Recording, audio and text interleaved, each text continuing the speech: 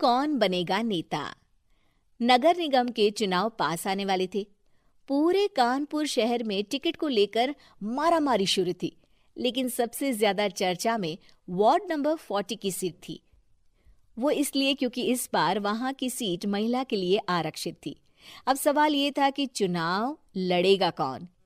इससे पहले ठाकुर साहब वहां से पार्षद थे और इस बार उन्होंने अपनी पत्नी सीमा ठाकुर को टिकट दिलवाई और ठाकुर साहब की शान के कारण सीमा जी ने 20,000 वोटों से चुनाव जीत लिया। अरे बधाई हो सीमा भाभी, अब तो आप वार्ड की पार्षद बन गई हैं। अब तो हमारे काम आप ही करवाएंगी। अरे ये तो सिर्फ नाम की पार्षद बनी है, वो तो महिला सीट आ गई, वरना पार्षद तो मुझे ही बनना था। अब भले ही चेहरा इसका होगा, लेकिन पावर तो मेरी ही होगी। अरे वाह भाई साहब, क्या दिमाग लगाया है आपने भी। आइए आप लोग, खाना लगा दिया है सबके लिए। सीमा जी पार्षद बन चुकी थीं, फिर भी उनकी एक ना चलती। सारे काम ठाकुर साहब खुद ही संभाल लेते और जहां जरूरत पड़ती वहां सीमा जी का अंगूठा लगवा लेते। सीमा जी ज्यादा पढ़ी लिखी भी नहीं थी। एक दिन ठाकुर साहब और सीमा एक प्रोग्राम में जाते हैं। अरे ठाकुर साहब, आप आ गए। ओहो, पार्षद मैडम भी आ गई हैं। स्वागत है आप दोनों का। लगता है हमारे पार्षद फंड का सही इस्तेमाल हो रहा है। चलिए अब उद्घाटन करते हैं। ये लीजिए ठाकुर साहब कैची, आप ही सबसे पहले प्रवेश कीजिए। सब लोग आगे निकल जाते हैं और सीमा जी पार्षद होने के बावजूद भी पीछे खड़ी रह जाती हैं। वो देखती हैं कि वेलकम बोर्ड पर उनका नाम है, लेकिन महिला होने के कारण कोई उनका सम्मान नहीं कर रहा। अगले दिन एक आदमी उनके घर आता है। अरे ठाकुर साहब नमस्कार। कल ना हम नोटिस किए कि हमारा घर तो अवैध है और नगर निगम वाले उसे तोड़ने आ रहे हैं। अरे कुछ कीजिए ना ठाकुर साहब। देखो भाई, मैं तो ज्यादा कुछ कर नहीं सकता, पर अगर तुम सबकी जेब गर्म कर दो तो कुछ हो सकता है। कुल मिलाकर 4 लाख लगेंगे। अरे 4 लाख ठाकुर साहब? अरे भाई, मैं अपने लिए नहीं मांग रहा हूँ। दरोगा है, इंजीनियर बाबू है, बड़े साहब है, सबको देना पड़ता है ना थोड़ा थोड़ा। बोलो है मंजूर? तभी वहां अचानक सीमा जी आ जाती हैं। अरे ये आप क्या कर रहे हैं?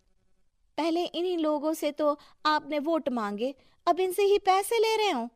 अरे चुप रहो तुम, तुम्हारा काम है सिर्फ अंगूठा लगाना, तुम वही किया करो। मुझे दूसरे काम तुम मत सिखाओ, समझी? और तुम ना जाओ, अब पैसे लेकर आओ, वरना जेसीबी किसी भी वक्त आती होगी। सब कुछ ऐसे ही चलते रहता है। एक दिन सीमा जी और ठाकुर साहब को एक लोकल मीटिंग में बुलाया जाता है। वहां पर कई और अधिकारी लोग भी मौजूद रहते हैं। अब मैं चाहूंगा कि ठाकुर साहब हमारे बीच 2 शब्द कहें। मेरे प्यारे भाइयों और बहनों, आज मेरा सौभाग्य है कि मैं आप सबकी सेवा दिन रात कर पा रहा हूं। आपने मेरी पत्नी को भारी मतों से जिताया है, इसलिए मैं आप सभी का शुक्रगुजार हूं। मैं आप सबसे वादा करता हूं कि हमेशा की तरह हमारे वार्ड में किसी को कोई तकलीफ नहीं आने दूंगा। सभी लोग तालियां बजाने लगते हैं। अब मैं माननीय पार्षद मैडम को स्टेज पे बुलाना चाहूंगा। अपने नाम को बुलाया सुनकर सीमा जी एकदम चौंक जाती है। उन्हें बिल्कुल उम्मीद नहीं थी कि इतनी बड़ी जगह उन्हें मंच पर बुलाया जाएगा। जैसे तैसे वो मंच पर चढ़ती हैं। ऊपर जाते ही सीमा जी को सारी पुरानी बातें याद आ जाती हैं कि किस तरह उनके पति उन्हें कभी भी आगे बढ़ने नहीं देते और उनके नाम से गलत काम करते हैं। वो बोलने लगती हैं। मैं आपके वार्ड की पार्षद सीमा हूं। आप में से बहुत कम लोग ही मुझे जानते होंगे, क्योंकि इससे पहले मुझे कभी ऐसा मौका ही नहीं मिला। सारे मौके मेरे पार्षद पति यानी आपके ठाकुर साहब ही लेते रहे, लेकिन आज ये मौका मुझे मिला है तो मैं इसे ऐसे ही नहीं जाने दूंगी। मैं आपको ये बताना चाहती हूँ कि आपके ठाकुर साहब मेरे नाम की आड़ में गैर कानूनी काम करते हैं, जिस पर अंगूठों के निशान मेरे होते थे। इसीलिए मैं अपनी गलती मानती हूँ और आज अपने पद से इस्तीफा देती हूँ, ताकि आगे से कोई गलत काम ना हो पाए। अब फैसला आप सबके हाथ में है कि आप हमें क्या सजा देना चाहते हैं।